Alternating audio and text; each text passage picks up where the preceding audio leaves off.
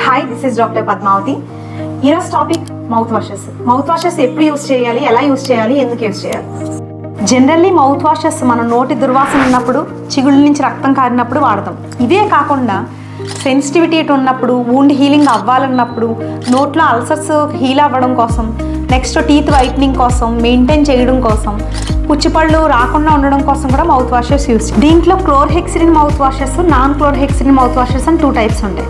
ఇవన్నీ క్లోర్హెక్సిడిన్ mouth washes. ఇవన్నీ కూడా 2 to 4 వీక్సే వాడాలి.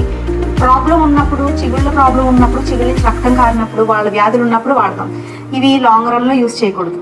చేస్తే స్టెయినింగ్ వస్తుంది. Chlorhexidine mouth washes powerful mouth washes. Whereas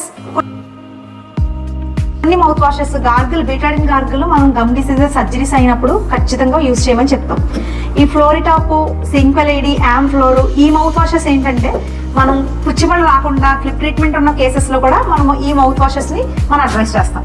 కొన్ని chemical free, alcohol free mouth washes ఉంటాయి. అవి మనం డైలీ యూస్ చేసుకోవచ్చు.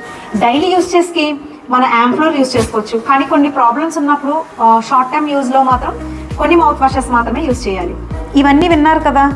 మీకున్న ప్రాబ్లం బట్టి డాక్టర్ మీకు ప్రిస్క్రైబ్ చేస్తారో ఆ మౌత్ వాష్ని యూస్ చేయండి. Thank you.